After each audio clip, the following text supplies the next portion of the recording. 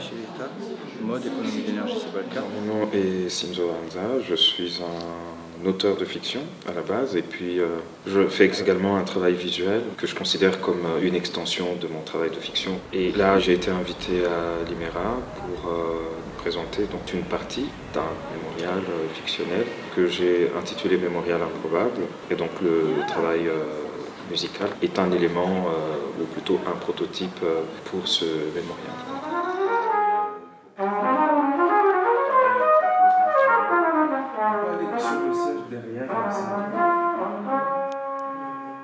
Ce que j'aime beaucoup dans l'expérience qu'on va vivre ensemble, c'est l'interaction immédiate entre cette somme de recherche et d'amoncellement un peu expérimental de choses qu'il a compilées et retravaillées, sur lequel je vais interagir un peu en direct. Il y a un côté one shot, sans filet, sans répétition quasiment, qui est très stimulant et très intéressant pour un musicien.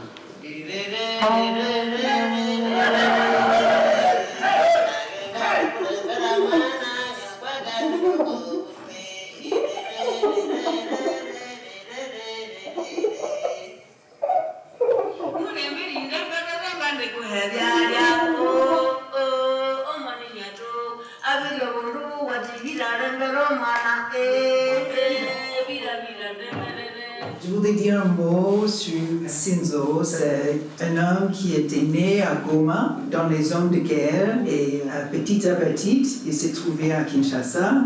Il a produit son premier roman, et ce soir, nous avons vu cette composition des morceaux de la musique congolaise qui était capturée par les ethnographes belges, surtout pendant les années 50. Ce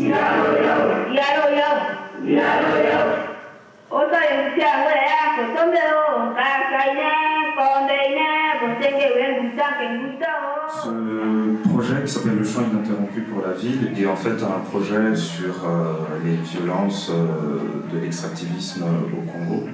Et en fait, tout de suite, moi j'ai eu envie, après avoir écouté certains de ces sons, de les connecter avec l'histoire de Congo Square en Nouvelle-Orléans, qui est un ancien marché d'esclaves, dont on trouve beaucoup de traces assez intéressantes dans l'histoire de la musique, notamment classique européenne, parce que beaucoup de compositeurs sont allés là-bas écouter, chanter, danser, voir danser les esclaves pour ensuite composer des partitions.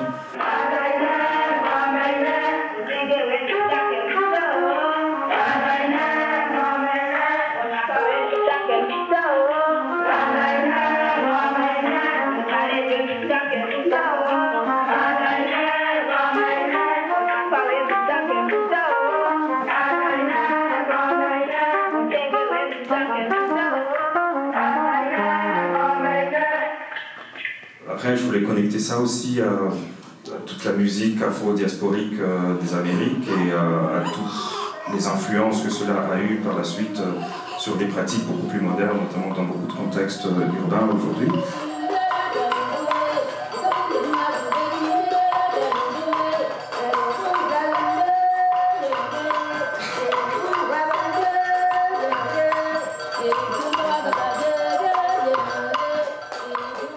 Assez vite, évidemment, j'étais face à une masse de données que malheureusement je ne pouvais pas assumer de porter tout seul. Et c'est là qu'est venue justement la question de l'intelligence artificielle, en tout cas de technologie. Et évidemment, l'intelligence artificielle me paraissait justement le paroxysme justement de cette dématérialisation du rapport à l'économie que les gens peuvent avoir désormais à travers les technologies.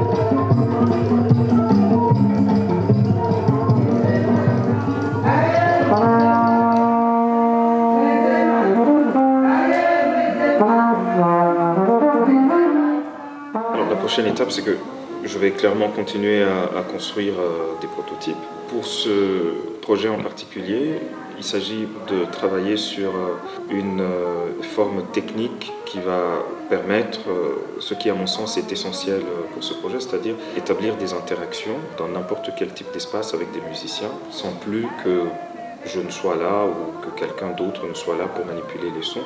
L'idée est vraiment de fixer l'intelligence artificielle de manière à optimiser son interactivité avec les gens.